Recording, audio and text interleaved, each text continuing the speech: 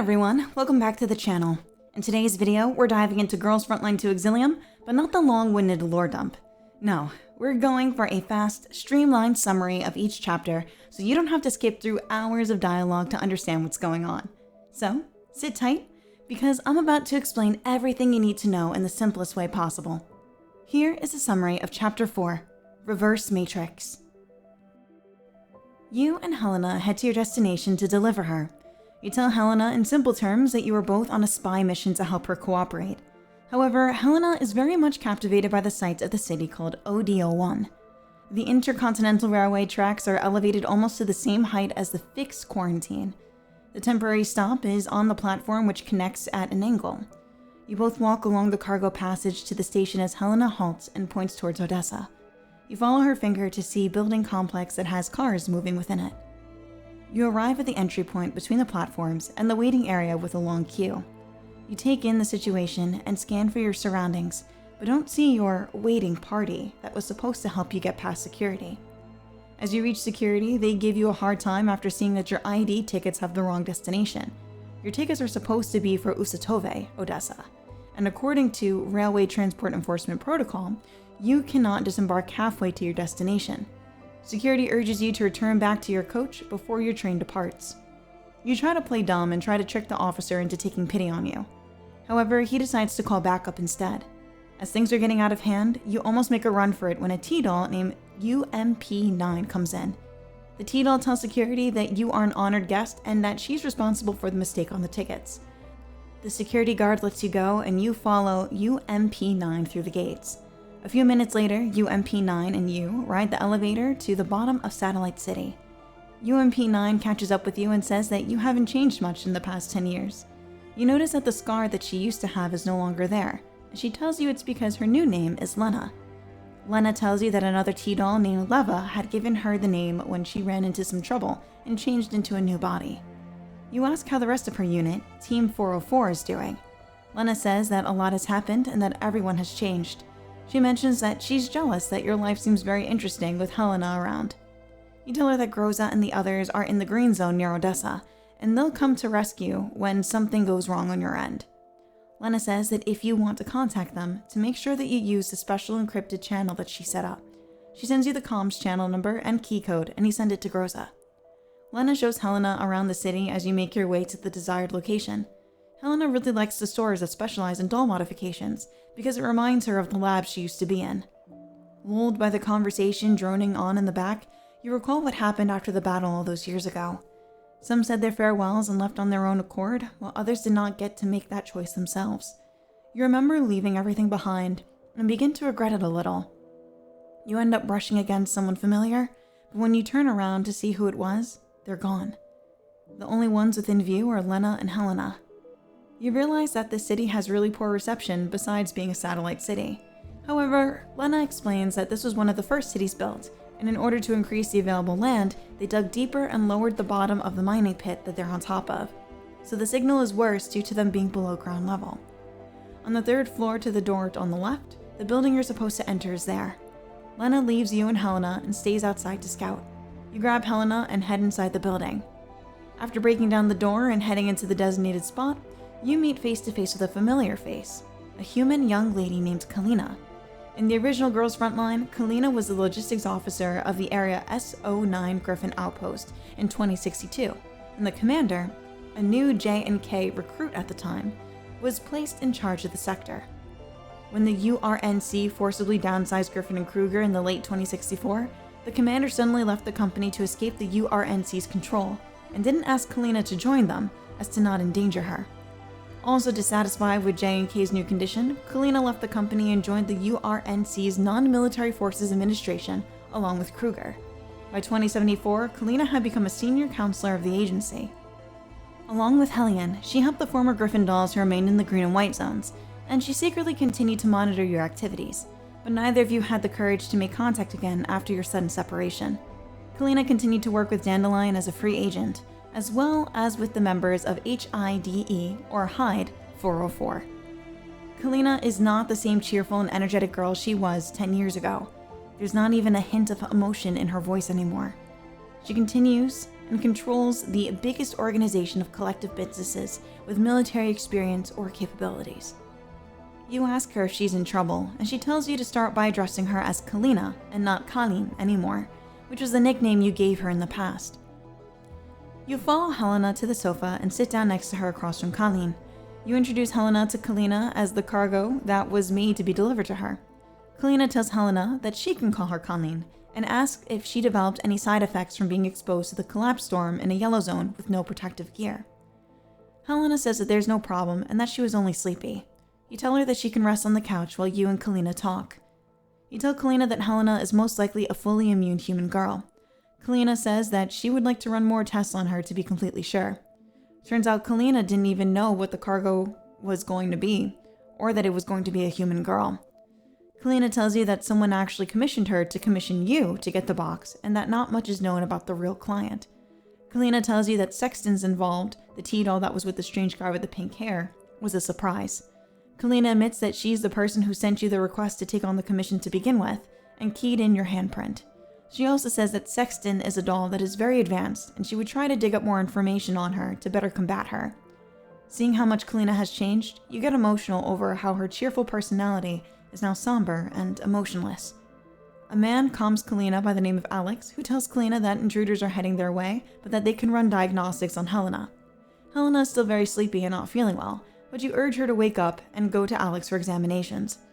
Kalina says that she can help get her to a medical center in a lab to treat her and see what's wrong. Kalina tells you that Griffin is not what he used to be. The URNC has almost completely taken its power away, and that anyone can buy their old machines and military equipment now. Suddenly, you're met with a flashback of how cheerful and forgetful Kalina seemed to be 10 years ago. You tell Kalina that the reason why you left Griffin and Kruger all these years ago was not to become anyone's pawn. You thank Kalina for the help she's given you in secret all these years apart. Kalina smiles at you, and you both have a mutual understanding of the position you're both in. As the cops begin to approach, Colleen grabs a communicator and tells Lena to tell Alex to stop the examination and evacuate immediately. As you guys evacuate, Kalina says that she will contact you at a better, safer meeting place. What she does tell you is that the Gerard Group is the company responsible for the assignment that you've been tasked with. Your new job is now to keep Helena safe. However, when trying to get back in contact with Alex, the comms are dead, and seemingly so is Alex and Helena. As Lena swoops in to help you guys escape, Kalina handles the cops who come into the building. They ask her to cooperate and say that they're here because a T-doll that is registered under Kalina has conducted illegal activities and are looking for her. Kalina argues back with them, questioning their intentions and their faulty way of investigating things. However, she does leave with them to further their questioning to avoid conflict. While with Lena, she tells you that originally they were going to load the entire remodeling pattern onto the MBV and bring you with them, but now there's a change of plans. Originally, Lena and her team were investigating the Gerard Group's possession of powerful private and armed forces. Lena tells you that the Gerard Group is a military weaponry manufacturer, and that the purification work in Odessa was originally entrusted to them.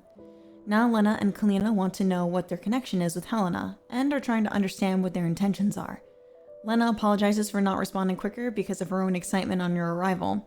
As you guys are sandwiched in between several buildings, level B1 Laboratory 9 is where you will have to head in order to leave ODO1. Lena says that she still has plenty of errands to run for Miss Kalina, and darts away with a smile.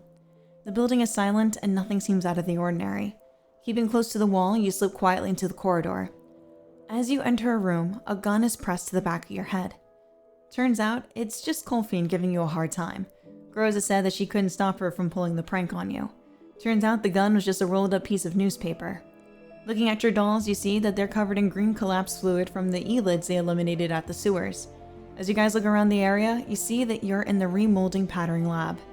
Suddenly, a hologram appears as a woman with ears on her head named Persicaria comes online. It's a video recording of her expressing her excitement to see you and walking you through her new invention, the remolding pattern. She doesn't know the origin of the fundamental tech, but it was made to turn collapsed Exiliums into portable storage devices.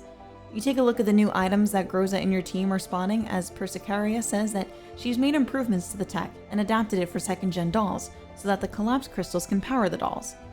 She then goes to say that whatever you don't understand, Mailing would be able to help you with. She also noted to not transfer the data to the neural network. Holfing copies the data, and Krolik notes that Sexton's also had a device similar to what Persicaria was describing, but she never used it before. The team is able to locate Helena, however, and you tell your team to cut all kind of comms as they are probably compromised at the moment. Groza urges you to leave the dolls here as you evacuate. You refuse and compromise, saying that you will wait for them at the station while they go and save Helena. Everyone agrees and the parties go their separate ways. While in the lab, the strange client with pink hair and sextants is about to run experiments on Helena. Sextants tells him that your dolls have come to try to take Helena back, and he fights with Sextants over who will be punished more if they mess up.